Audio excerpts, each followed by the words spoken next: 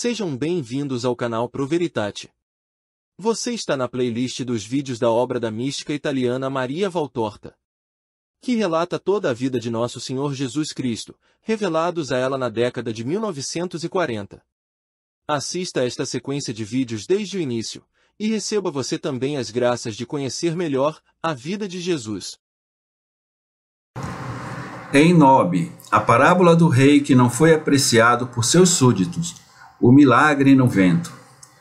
É uma vila razoavelmente bem cuidada, com casas agrupadas. Os habitantes estão todos em suas casas, porque um vento forte está soprando. Mas quando os discípulos vão e os informam que Jesus está lá, todas as mulheres, crianças e idosos que a idade obrigou a ficar em casa, se aglomeram em volta de Jesus, que parou na pequena praça principal. Como a vila fica em uma elevação, o ar também é limpo em um dia nublado. Os olhos se voltam para Jerusalém ao sul, para Ramá ao norte. Eu digo Ramá porque está escrito em um marco com a indicação das milhas. As pessoas estão profundamente comovidas. É uma situação tão nova e tocante para eles terem o privilégio de dar hospitalidade ao Senhor. Um verdadeiro patriarca, diz isso em nome de todos e as mulheres concordam com a cabeça. Como estão acostumados a ser esmagados pelo orgulho dos sacerdotes e fariseus, eles são tímidos. Mas Jesus os deixa imediatamente à vontade, pegando em seus braços uma menina que está dando seus primeiros passos. E acariciando o velho, dizendo: Vocês não tinham me visto antes? De longe, passando, algumas pessoas no templo, mas para nós que estamos perto da cidade, é ainda mais difícil ter o que outras pessoas que vêm de longe têm, diz o velho. É sempre assim, pai, o que parece tornar as coisas fáceis as torna difíceis, porque todos confiam na ideia de que é fácil. Mas agora vamos nos conhecer. Vá para casa, pai, os ventos de outono estão soprando, e eles não são propícios aos patriarcas. Oh, estou sozinho, os dias não contam mais para mim. Sua filha se casou longe daqui e sua esposa morreu na festa da dedicação, explica uma mulher. João, você não deve dizer isso, já que você tem o rabino com você hoje. Você estava tão ansioso para tê-lo? Uma velhinha diz a ele. É verdade, mas você é o Messias, não é? Sim, pai, eu sou. Bem, então, o que mais posso desejar agora que ouvi e vejo cumprida a promessa feita a Abraão? Um velho, ele era velho então, cantou um dia no templo, e eu estava lá, porque naquele dia minha Leia se purificou de seu único parto, e eu estava perto dela, e diante de nós, uma mulher, pouco mais que uma menina, havia cumprido o rito. Um velho cantou, beijando o recém-nascido daquela menina. Agora, Senhor, deixe seu servo ir em paz, porque meus olhos viram o Salvador. Então você era aquele recém-nascido? Oh, quão abençoado eu sou! Eu então orei ao Senhor, dizendo, deixe-me também morrer depois que eu o tiver encontrado. Agora eu te conheço, você está aqui. A mão do Senhor está descansando em minha cabeça. Sua voz falou comigo, o Deus eterno me ouviu, e o que direi senão as palavras do velho sábio e justo Simeão? Eu as digo, deixe, Senhor, seu servo ir em paz, porque meus olhos conheceram seu Cristo. Você não quer esperar e ver seu reino? Pergunta uma mulher. Não, Maria, festas não são para pessoas velhas, e eu não acredito no que a maioria das pessoas dizem. Lembro-me das palavras de Simeão. Ele prometeu uma espada no coração daquela menina, porque o mundo não amará o Salvador completamente. Ele disse que a queda e a ressurreição viriam para muitos por meio dele. E a Isaías e a Davi, não, prefiro morrer e aguardar sua graça no mundo vindouro, e seu reino no mundo vindouro. Pai, você vê melhor do que os jovens, meu reino é o reino dos céus, mas minha vinda não é ruína para você, porque você sabe como acreditar em mim. Vamos para sua casa, eu estou hospedado com você. E guiado pelo velho, ele vai até uma pequena casa branca em uma viela, entre hortas, que o vento forte está desfolhando, e entra com Pedro e os 2 filhos de Alfeu e João. Os outros se espalham por outras casas, para voltar depois de algum tempo para abarrotar a pequena casa, a horta, o terraço no telhado, e eles até sobem no muro de pedra seca que separa um lado da horta da estrada, em uma enorme nogueira e em uma robusta macieira, sem se importar com o vento que está se tornando cada vez mais forte, levantando nuvens de poeira. Eles querem ouvir Jesus, e Jesus hesita por um momento. Então ele começa a falar de pé na soleira da cozinha para que sua voz se espalhe tanto dentro quanto fora da casa. Um rei poderoso, cujo reino era muito vasto, um dia quis ir visitar seus súditos. Ele vivia num palácio sublime de onde, por meio de servos e mensageiros, enviava suas ordens e favores aos seus súditos, que assim estavam cientes de sua existência, de seu amor por eles, de suas intenções, mas não o conheciam pessoalmente, nem conheciam sua voz e linguagem. Resumidamente, sabiam que ele estava ali e era seu senhor, mas nada mais. E, como costuma acontecer por causa de tal situação, muitas de suas leis e iniciativas providenciais foram distorcidas, seja por má vontade ou por falha em compreendê-las. De modo que os interesses dos súditos e os desejos do rei, que queria que eles fossem felizes, sofreram danos. Ele às vezes era compelido a puni-los e sofria com isso, mais do que eles. E as punições não traziam melhorias. Ele então disse: Eu irei, falarei diretamente com eles. Eu me darei a conhecer. Eles me amarão, me seguirão mais diligentemente e serão felizes. E ele partiu de sua morada sublime para vir entre seu povo. Sua vinda causou grande surpresa. O povo ficou tocado e ficou animado. Alguns com alegria, alguns com terror, alguns com raiva, alguns com desconfiança, alguns com ódio. O rei, sem nunca se cansar, começou a se aproximar pacientemente daqueles que o amavam, bem como daqueles que o temiam ou odiavam. Ele explicou sua lei, ouviu seus súditos, os ajudou e os suportou. E muitos acabaram amando-o, não mais o evitando porque ele era muito grande. Alguns, apenas alguns, pararam de desconfiar e odiar. Eles eram os melhores, mas muitos permaneceram como eram, pois não tinham boa vontade. Mas como o rei era muito sábio, ele suportou isso também, abrigando-se na afeição dos melhores como recompensa por sua fadiga. Mas o que aconteceu? Aconteceu que nem todos os melhores o entenderam. Ele veio de tão longe, sua linguagem era tão nova, sua vontade era tão diferente da de seus súditos, e ele não era compreendido por todos. Não, alguns o entristeciam e lhe causavam tristeza e dano, ou arriscavam fazê-lo, pois o entendiam mal. E quando perceberam que o haviam entristecido e ferido, ficaram angustiados e fugiram de sua presença, e nunca mais voltaram para ele, pois tinham medo de sua palavra. Mas o rei leu seus corações e todos os dias os chamava amorosamente. Orava a Deus eterno para lhe conceder encontrá-los novamente, para que ele pudesse dizer-lhes: Por que vocês têm medo de mim? É verdade, sua incompreensão me entristeceu, mas eu vi que não há malícia nisso. É apenas a consequência de sua incapacidade de entender minha linguagem, que difere tanto da sua. O que me aflige é seu medo de mim. o que significa que vocês não me entenderam apenas como seu rei, mas também como seu amigo. Por que vocês não vêm? Voltem. O que vocês não entenderam através da alegria de me amar, tornou-se claro para vocês através de sua tristeza por me entristecer. Oh, venham, venham, meus amigos. Não aumente sua ignorância ficando longe de mim, sua escuridão se escondendo, sua amargura se privando do meu amor. Vejam, vocês e eu estamos sofrendo por estarmos separados, e eu mais do que vocês. Então venham e me deem alegria. Isso é o que o rei queria dizer, e é isso que ele diz.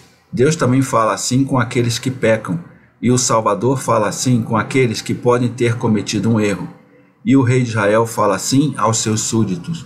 O verdadeiro rei de Israel, aquele que do pequeno reino da terra quer levar seus súditos ao grande reino dos céus. Aqueles que não seguem o rei, aqueles que não aprendem a entender suas palavras e seu pensamento, não podem entrar em seu reino. Mas como vocês podem aprender, se evitam o mestre no primeiro erro. Que nenhum homem desanime se pecou e se arrependeu, se cometeu um erro e admite seu erro.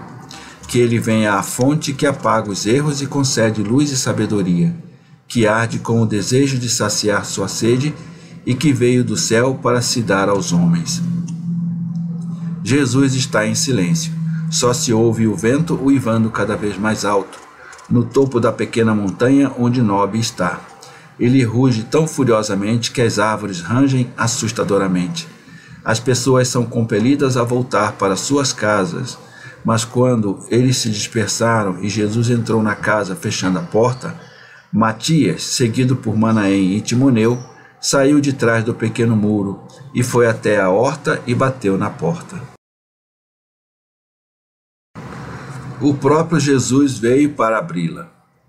Mestre, aqui estão eles, diz Matias, apontando para os dois que, sentindo-se envergonhados, permaneceram na borda da horta e não ousaram levantar o rosto para olhar para Jesus. Manaém, Timoneu, meus amigos, exclama Jesus, saindo para a horta e fechando a porta para fazer os que estavam dentro da casa entenderem que não deveriam sair por curiosidade. E ele vai em direção aos dois homens, com os braços estendidos, prontos para abraçá-los. Os dois olham para cima, tocados pelo amor que vibrava na voz do mestre. Eles veem seu rosto e olhos cheios de amor, e seu medo desaparece. Eles correm para a frente, com um grito rouco por suas lágrimas. Mestre! E eles caem a seus pés, abraçando seus tornozelos, beijando seus pés descalços e molhando-os com lágrimas. Meus amigos, não aí, aqui no meu coração, esperei por vocês tanto tempo e compreendi tanto, venham.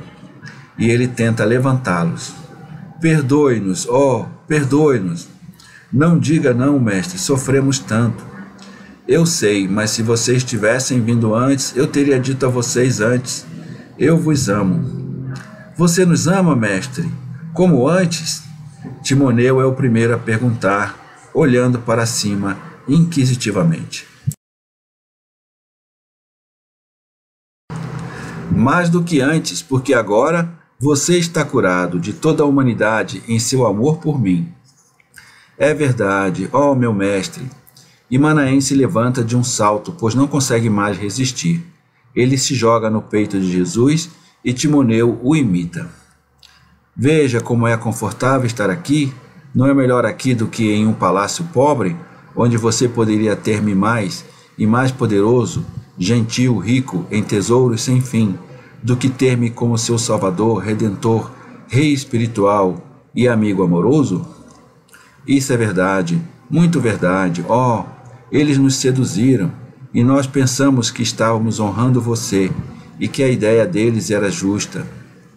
Não pensem mais nisso, já passou, pertence ao passado, que o tempo, que voa tão rápido quanto o redemoinho que agora nos assalta, o leve para longe e o disperse para sempre.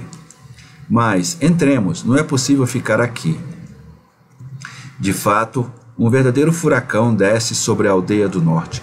Galhos caem no chão, telhas voam, muros baixos caem dos terraços com um estrondo.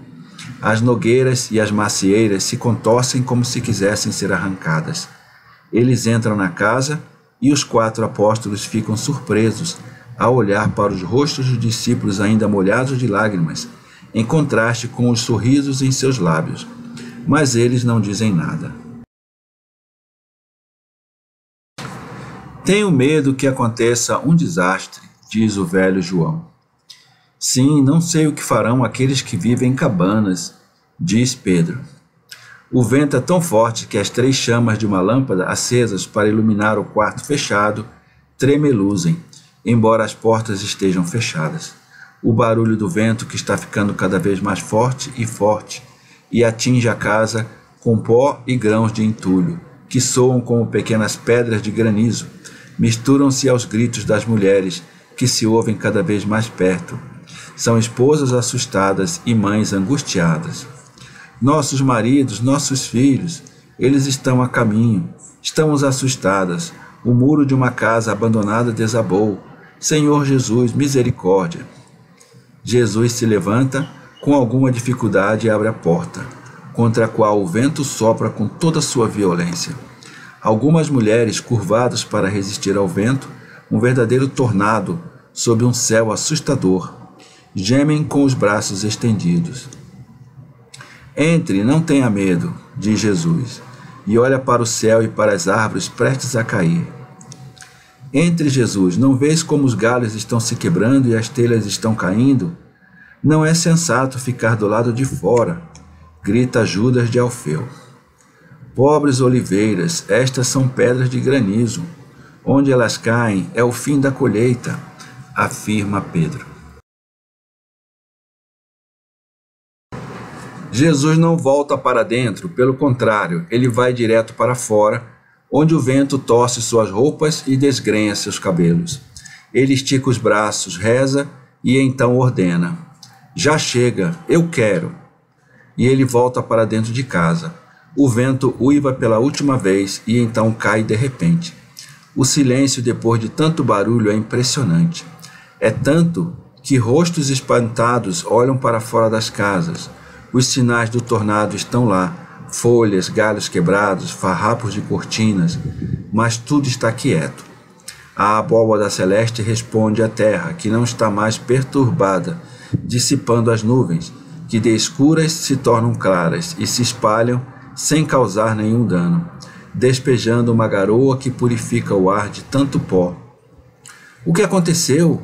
Como parou assim? Parecia o fim do mundo e agora está clareando? Vozes perguntam de casa em casa. As mulheres que tinham corrido em direção a Jesus saíram apressadamente. O Senhor está conosco. Ele fez o milagre, ele parou o vento, ele dispersou as nuvens. Hosana, Hosana, louvado seja o filho de Davi. Paz, bênçãos, Cristo está conosco. O abençoado está conosco. O santo, o santo, o santo. O Messias está conosco. Aleluia. A aldeia despeja todos os seus habitantes, habituais e os ocasionais, isto é, os apóstolos e discípulos, que correm todos para a pequena casa onde Jesus está hospedado. Todos querem beijá-lo, tocá-lo e exaltá-lo. Louvado seja o Altíssimo Senhor, ele é o mestre dos ventos e das águas. Se ele ouviu seu filho, ele o fez para recompensar a fé e o amor que vocês tinham por ele. E ele gostaria de dispensá-los. Mas quem pode acalmar uma aldeia selvagem de alegria e animada por causa de um milagre óbvio? Particularmente se a aldeia estiver cheia de mulheres? Os esforços de Jesus são inúteis. Ele sorri pacientemente, enquanto o velho que lhe deu hospitalidade lava sua mão esquerda com lágrimas e a beija. Aqui estão os primeiros homens que voltaram de Jerusalém. Eles estão ofegantes e assustados. Eles têm medo de não sei que infortúnio. Eles veem o povo se alegrando. Qual é o problema? O que aconteceu? Mas vocês não tiveram uma tempestade aqui? Da montanha podíamos ver a cidade desaparecer sob nuvens de poeira. Nós pensamos que ela tinha desabado. Em vez disso, tudo está em ordem aqui. O Senhor, ele veio a tempo de nos salvar da ruína. Apenas a casa amaldiçoada desabou. algumas telhas e alguns galhos.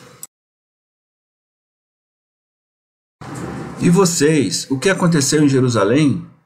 Perguntas e respostas são trocadas, mas os homens que abrem caminho em direção ao Salvador para venerá-lo.